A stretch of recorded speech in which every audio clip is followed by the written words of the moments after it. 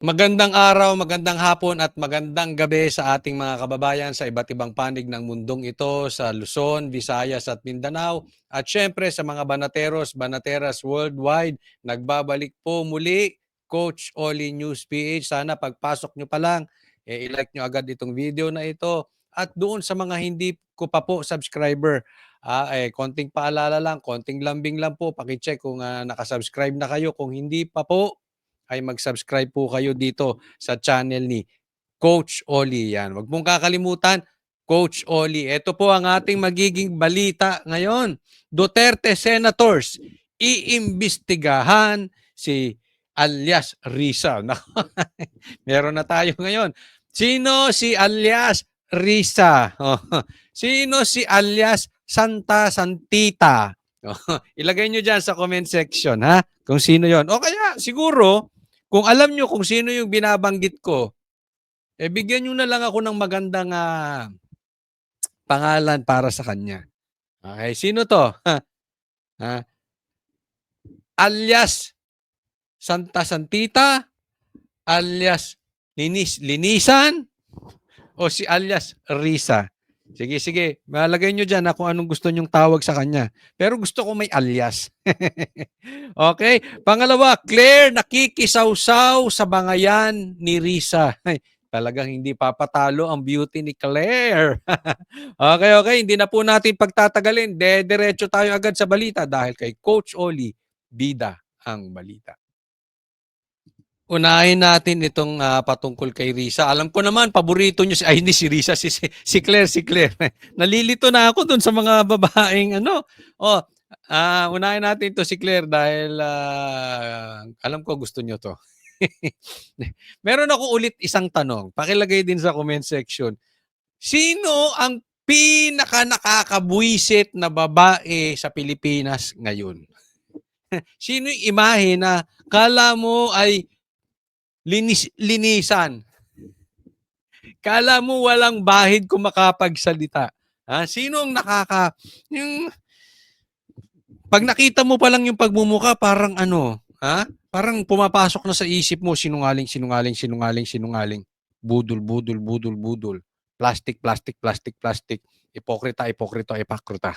Sino po? Sino po? Sige, lagay nyo sa comment section na. Okay, ito, pag-usapan natin si Auntie Claire nyo. Far from over ang bangayan ng Malacanang at ni VP Sara sa pinakahuling batuhan ng tirada. Kalkala ng trabaho ang hamon ng magkabilang panig. Hoy, kalkala ng trabaho, Claire. Narito ang agenda report ni Ivy Reyes.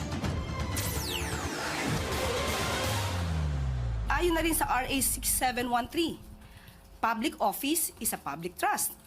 So dapat ipaalam ano ang naging magandang resulta sa pagtatrabaho. Yan, napakagandang tanong. Public office is a public trust.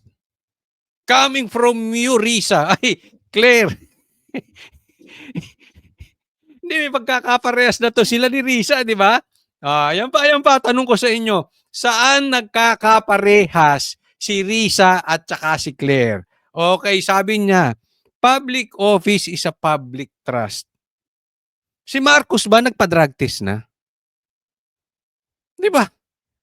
Sinasabi nyo na bakit hindi nyo patunayan kung adik si Marcos o hindi? Nasa inyo ang burden of proof. Hindi po yun ang issue. Hindi naman po dinidemanda si Marcos na, nakademanda ka Marcos dahil adik ka. Wala namang ganunan eh. Ang sinasabi nila, dapat ang presidente ay pinagkakatiwalaan. At paano pagkakatiwalaan kung sabi ni Tatay Digong, siya ay gumagamit?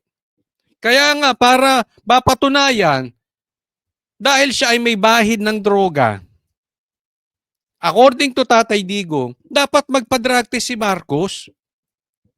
Hindi ito madadaan. Akala mo ba, Claire, pag sumagot ka, yung pag-iisip ng taong bayan na gumagamit ng Coca-Cola si Marcos ay mawawala dahil sumagot ka?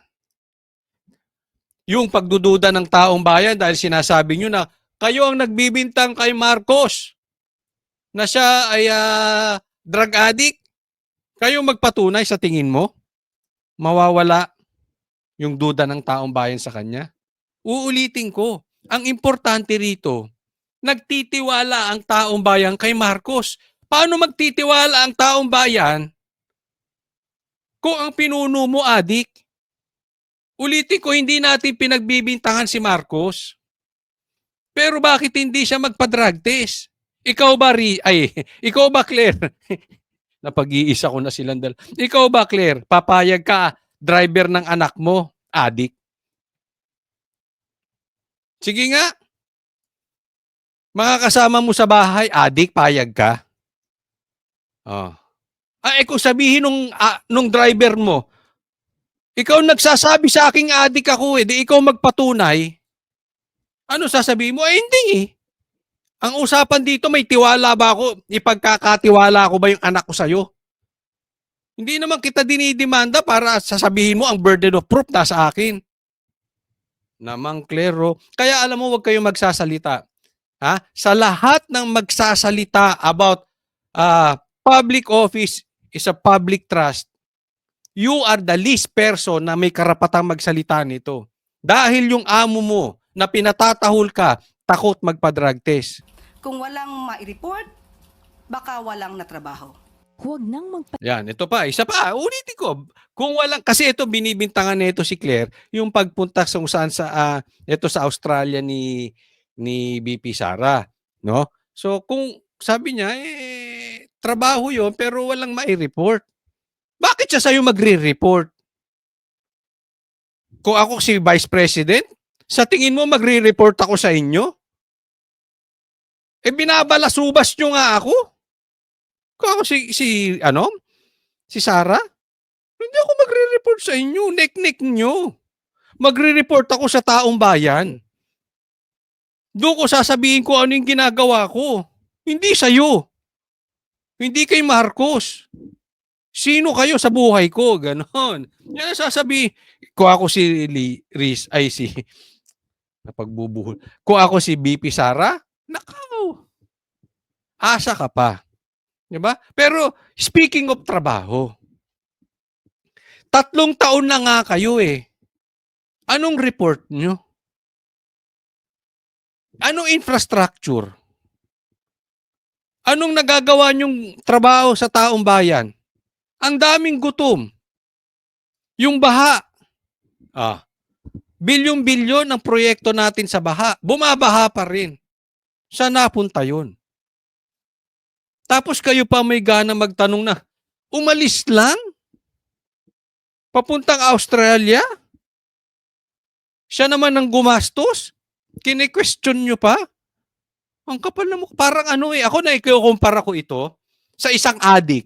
Example lang to, Claire, huwag ka magagalit ha. Baka magalit yung amo mo eh. Isang adik. Tapos sisilipin mo, ay grabe siya, takot siya magpa-drug test. Adik siguro yun. Pero siya nga adik. Ganyan ang ginagawa mo. Yung isang araw gusto mo mag-report sa inyo? Wow! Ito sasabihin ko sa iyo, Claire. You cannot force respect.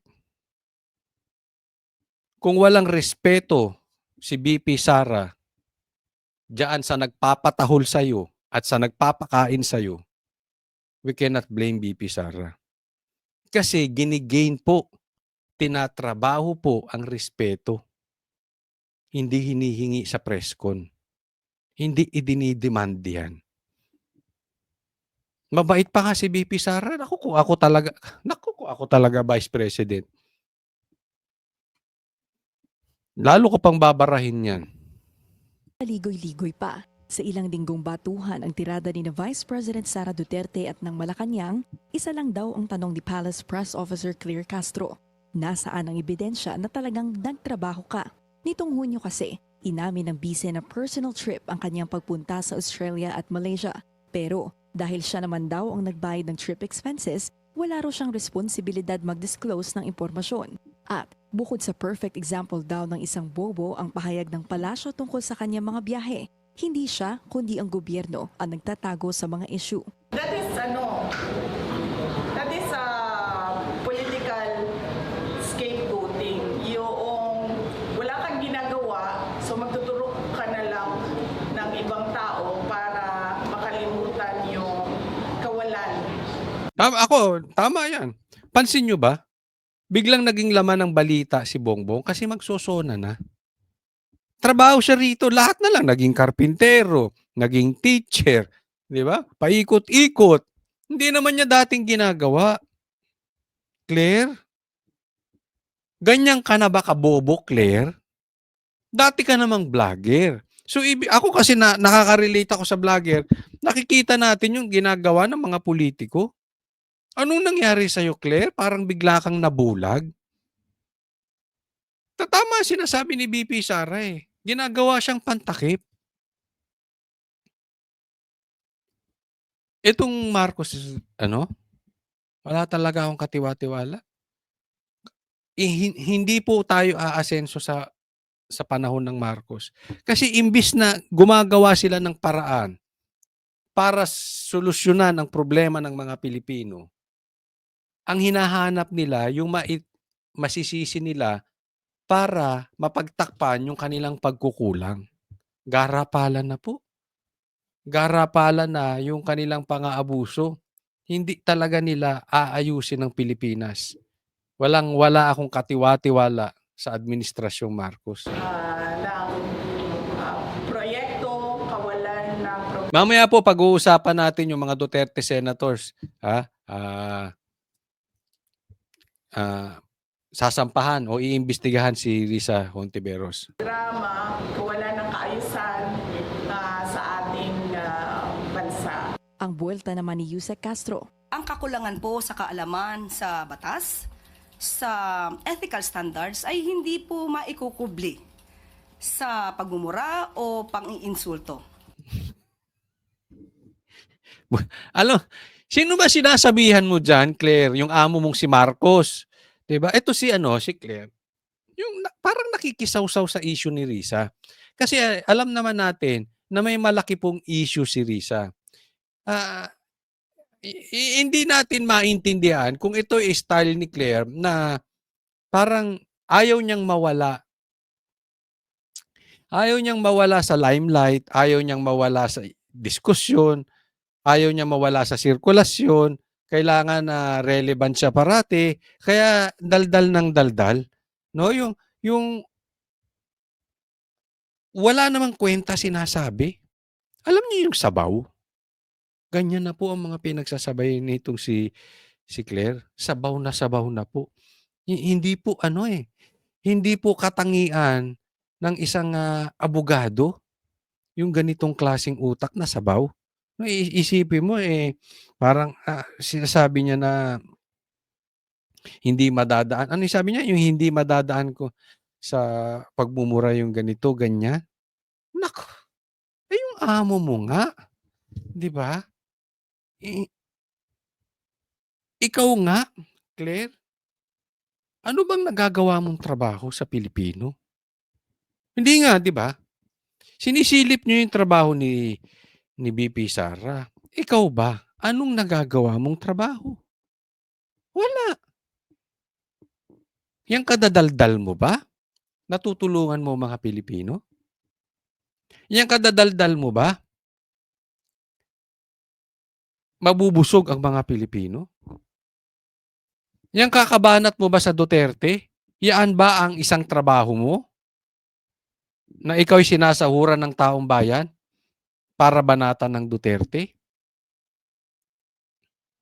Ano ang silbi mo sa mga Pilipino? Di ba, Alisana, dumagdal ka dati, wala akong pakialam sa'yo, vlogger ka eh. You are earning your own money. This time, ang nagpapakiain sa'yo, ang kinikita mo galing sa Pilipino. Ano ang naiambag mo sa mga Pilipino? Anong naitutulong mo sa mga Pilipino? Wala. Ang ambag mo lang kay Marcos. Yun lang. Doon ka lang nakakaambag. Siguro sa mag-asawa. Siyempre, sasagot ka dahil hindi kaya sumagot ni Bongbong. So tago siya sa palda mo.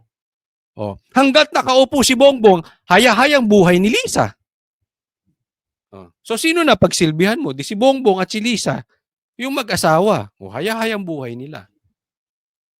Sa Pilipino, wala kang silbi. Simple lang naman po. Bakasyon o trabaho? Siya naman po ang nagbanggit na trabaho, nagtatrabaho. Not on a holiday. So kapag nagtrabaho, dala ang posisyon, dala Una-una, sasagitin ko ito, ha? Yung binabanggit mong ethical, si Marcos ba may ethics? Let's talk about ethical. Yung ginagawa ni Risa, unethical. Nagbabayad, di umano, ng mga testigo. Sinilip nyo ba? O dahil double standard kayo, mga ipokrita kayo? Si Marcos ba? Are you talking about ethics? May problema ang mga Pilipino sa Iran, dyan sa Israel? Nagpunta ng Japan biglaan? Naghihirap ang mga Pilipino manunood ng concert? Ethics sa ethics, you are talking about ethical. ang bandera ng Pilipinas, may official functions. Naninindigan Ako, yun lang ang sagot ko dito kay Claire. Una, gastos niya. Hindi naman gastos ng pera ng taong bayan. Di ba? Halimbawa, kami, wala kayong pakialam kung magkano kitain namin. Dahil kinikita namin to. Pero pag patungkol na sa mga opisyal, yun ang pera na ng taong bayan eh. So hindi naman niya ginamit yung pera ng tabayan. Tsaka uulitin ko. Hindi siya kailangan mag-report sa'yo. Hindi siya kailangan mag-report sa presidente, sa taong bayan. At alam ng taong bayan kung anong tinatrabaho niya. Ngayon, kung hindi mo alam, bobo ka. Yun lang naman, yun ang totoo eh. Bakit kami alam namin, ikaw hindi? O di lumayas ka dyan. Baka walang tiwala sa inyo, kaya hindi nyo alam. Oh. Kami nga hindi namin alam kung ano tinatrabaho ni Marcos. Nasa happy, baka nasa happy ngayon si Marcos. Diba? Ilan ang Pilipinong gutom? Ilan ang Pilipinong walang trabaho? Anong tinatrabaho ni Marcos? Happy moment na naman siya. Official functions. Naninindigan pa rin ang bise na political persecution ang kanyang impeachment. Sa usad ng trial, malapit-lapit na ang inaasahang appearance ni VP Sara. Iha. Hindi lang si BP ang naniniwala na this is political persecution. In my opinion, even you naniniwala ka that this is political persecution. Even the Dilawans, the Reds, the senators, the congressman, admit man nila o hindi, they are not stupid. They know that this is political persecution lang. Even yung mga boss mo, yung mga producer mo, yung may-ari ng istasyon mo, in my opinion, naniniwala sila that this is all political persecution. Yun ang sa tingin ko, ha? Kasi kabobo mo naman kung hindi mo nakikita to. Hahabulin mo yung 150 million na confidential funds. Ang tataas nga ng confidential funds ng mga iba. Huwag na alisin natin dyan, baka sabihin sinisigawan ko siya. Di ba? Yung sinabi nga ni Chanko, pipirma lang sila 150 million eh. Okay lang sa inyo? And eto si Claire, talking about ethics, ethical? Ethical ba yung ginawa nila ng pinsan ng amo mo? Umimik ba kayo? Si Sara ba ang unethical o kayo? Diba? Nakikisaw-saw ka lang eh. Nakikisaw-saw ka, this is the time of Risa. Issue niya ngayon. Huwag ka makisaw-saw. Huwag ka makirelevant. Ha? Punta tayo kay Risa. Okay, ito pag-usapan naman natin to si Risa. Si alias Risa. Si alias Linisan. Si alias Santa Santita. O sige ha, pakilagay nyo dyan. Anong magandang itawag natin kay Risa? Kasi kung siya, mayroon siya, excuse me, alias Rene. Ako kasi naisip ko talaga kay kay Risa na pangalan, alias linis o alias ipokrita. Pag talagang pinakinggan mo siya ito'y ginagawa ko, habulin natin, dapat nating imbestigahan si BP Sara, dapat talaga siya matuloy ang impeachment para sa taong bayan. Ipokrita! O sige, pakinggan natin to si alias Ipokrita. Hindi si ano yan. Hindi siya yung topic niya si alias Ipokrita. Itong ginagawa ni Ontiveros because as early as I think the impeachment of Chief Justice Corona, there was already a testimony during the course of Senator Miriam Santiago's interpellation of the witnesses. There was one witness who revealed that when Senator Miriam says, where did you get all these documents, that you are using? And these are all hearsay. And the witness says, well, ma'am, it was turned over to us by Senator, he was not yet a senator at the time, by Mrs. Ontiveros. Ganyan pala to talaga si Risa. Ha? Ugali niya na pala. Meron na siyang strike 3 kay Topacio. Dati pa pala, talagang may ganun kasing tao, di ba? Merong kanya-kanya tayong hilig. Si Risa pala ang hilig, witness tampering. Witness lagayan. Oh, ay kung susundan natin yung sinasabi nito, di ba? Talagang mahilig kumausap ng witness, pumilit ng witness, magtago sa condominium niya ng witness, magbayad ng witness, mag-fabricate ng witness about kay witness. Oo, witness yun. Witness Risa ka dapat Ang tawag, ito, di ba? Ugali na pala nito si alias Risa talaga itong yung diktador sa mga witnesses. Pambihira. Hindi pa siya senador, ugali niya na. Alam nyo, ako ganito ang tao. May kasabihan. Makikita mo sa isang tao ang totoong ugali niyan pag yumaman. Dadagdagan ko pa. Pag ang tao nalasing. Halimbawa, yung isang tao palaaway. Pag yumaman yan, lalong magiging palaaway yan. At pag nalasing yan, lalong nagiging palaaway yan. Halimbawa, babaero. Nako, pag ang babaero nalasing, yari ka dyan, lalo magmababae yan. Di ba? Sa mga kalalakihan, tama o tama-tama? Pag ang lalaki, babaero, pag yumaman yan, nako, lalo mambababae yan. Di ba? Na lalong yung ugali niyang masama, lalong napapalaki.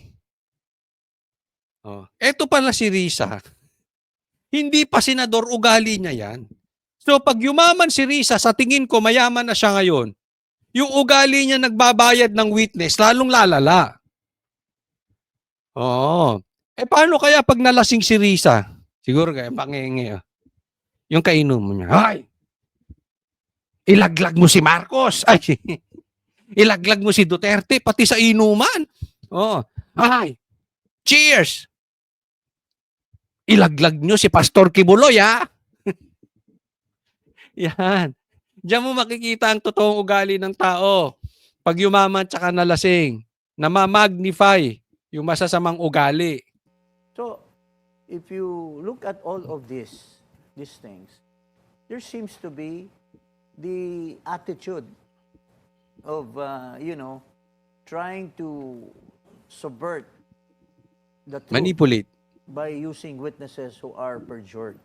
This thing about, bribing witnesses, being a senator, should be investigated by the Committee on Ethics. Ayun. Pupuntahan natin. Dapat maimbestigahan daw to ng Ethics Committee, no? Pero yung ugali ni sinasabi ko sa inyo ni Risa na ganyan, ako delikado po yan. Kaya mo kasi minamanipulate ang mga bagay-bagay, controlling ka. Ulitin ko sa mga example, doon sa mga kalalakihan, nagkaroon na kayo ng siyota na controlling. Ang hirap, nasubukan ko yun.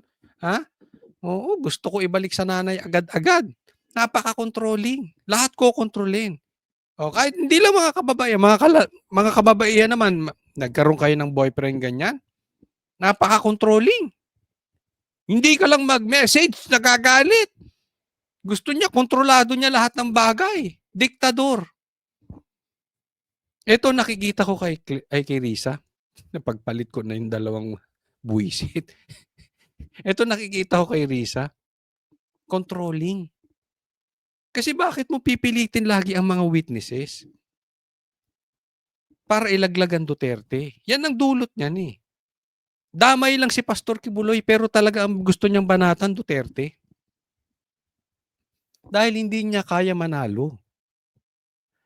Risa, hindi niya kayang manalo nang andyan si Sara. Kaya binabanatan ang Sara. Tambaluslos, hindi niya kayang manalo nang andyan si Sara. Kaya binabanatan ng Sara. Nagkukuntsabahan sila ngayon. Ang Marcos, ayaw ng taong bayan hanggat andyan si Sara. So lahat, insecure kay Sara. Kaya nagkampi-kampi yung mga animal. Pero pag-usapan muna natin tong kay Risa.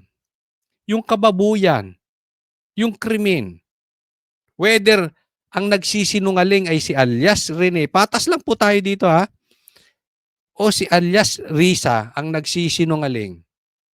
Nagganap po yung krimen, ang nababoy po yung Senate hearing. So dapat, imbestigahan to ng Ethics Committee. Hindi kayo pwedeng tatahimik. Yan po yung panawagan natin dati pa. Hanggang ngayon, isisigaw ko to. And here, I call upon my good friends in the Senate, especially Robin Hood Padilla, who's a do-nothing senator. It's about time he should prove that he loves President Duterte so much. I challenge him to file this Ethics Committee case against Hontiveros for perpetuating this, or Bato or Bongo. Ako, I agree. Pero dadagdagan ko. Hindi ko na kailangan tawagin ng kung ano-anong pangalan si Robin. Sa akin, may punto eh. Kung talagang mahal nyo si PRRD, kayo sa mga senador, yung mga nagkiklaim at naging senador because of PRRD, huwag naman kayong manahimik. Kaibigan natin itong mga ito, sinuportahan natin to all through, kinampanya natin itong mga ito. Suportado natin to, Robin Padilla, Senator Bongo, Senator Bato, I respect you. Pero wag naman kayong tumahimik dito. Si Bato nagsasalita na. Kaya nga binabanatan siya ni Risa eh. Sana Senator Robin, Senator Bongo, magsalita din naman kayo. Diba? At hindi lang sila. Ikaw din, Amy. Diba? Tahimik ka rin dyan. At hindi lang yung mga senators na Marcoleta. Yung ibang senador. Hindi ito porket Duterte lang. Ulitin ko, ang nababoy dito yung Senado. Sa Senate hearing ginawa eh. So whether you are maka-Marcos, you are maka-Tambaluslos, or you are maka-Duterte, dapat itulak nyo ang investigasyon nito. Kayong Tulfo, huwag kayong manahimik dito. Ang tatapang ninyo eh. Ngayon, nananahimik kayo. Lahat to panawagan. No, pero I still believe dito kila Robin at saka kila Bongo. Naniniwala ako na mahal talaga nila ang Duterte. at mananawagan sila at iimbestigahan to sa Ethics Committee, itutulak nila to. Baka inaantay lang yung 20th Congress. Kasi nga hindi pa naman nakakapanumpa. Pero kasi si Bato, nag-react na po dito eh. Eh yung iba ni reaction wala. Parang walang nangyari. Parang it's just another day in the office. Hindi po. Malalim po ang ginagawa nito si Risa.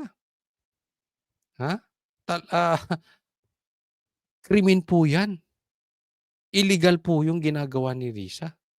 Huwag po kayong manahimik. Aantayin namin. Sana pinakamatanggal bago pag nanumpa na kayo sa 20th Congress. I call upon them to file cases against Hontiveros. This is so much. For so many years, he's doing this, allegedly. So it's about time that they should also do their part. Tama. Ang tagal na niyang ginagawa. Pero kasi, ulitin ko, ito yung pinakamatindi. Dahil sa Senate hearing mismo ginawa. Nagpakulong. Pinakulong si Pastor Kibuloy. Pinagbintangan ng dating presidente at ang vice president. Aba naman mga senador, galaw-galaw naman kayo. Baka ma-stroke kayo dyan. Wag lang lagi yung impeachment ang pinag-uusapan ninyo. Baka nililigaw kayo ng taong bayan eh.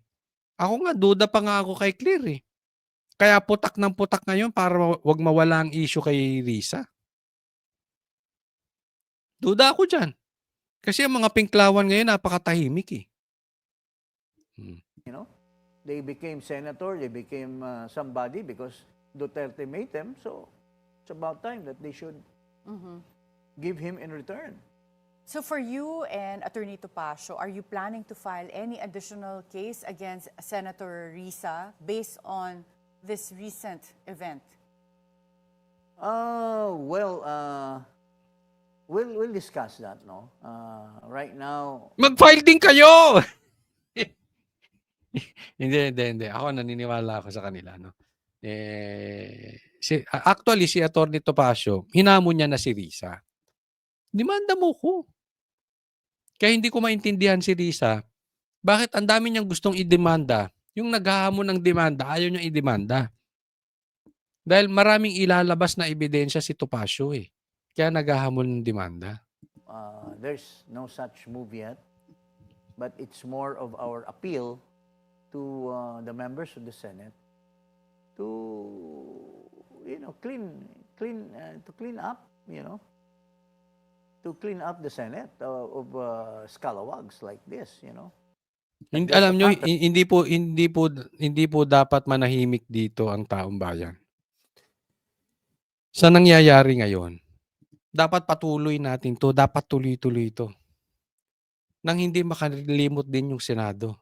Kasi parang ang focus lahat ng mga senador ngayon, lalo na si Achiche, yan si Tito Soto, yung mga yan, nagmamadali lagi sa impeachment. Kasi syempre, andyan yung TV eh. The full attention of the whole Philippines andyan. Alam naman natin, artista yan si Achiche. So, gusto niya yung attention. Di ba? Hindi lang si Achiche. Yung mga senador, lalo na yung mga tatakbo sa 2028. Gusto nila yan. So, dapat, huwag natin tigilan nito si Risa. Ha? Hindi natin pinagbibintangan si Risa. Malay mo, si Alias Rene ang nagpeke. Pero kailangan imbestigahan sa Ethics Committee para malaman natin sinong nagsasabi ng totoo, di ba? Ganun lang yan. Patas naman tayo eh.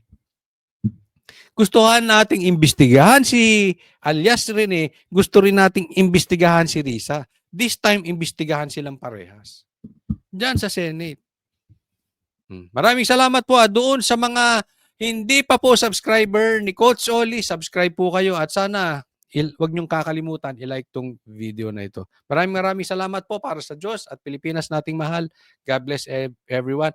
Subaybayan niyo po ang Banarteros Brothers every day, every night, 8 p.m. sa SMNI. Thank you.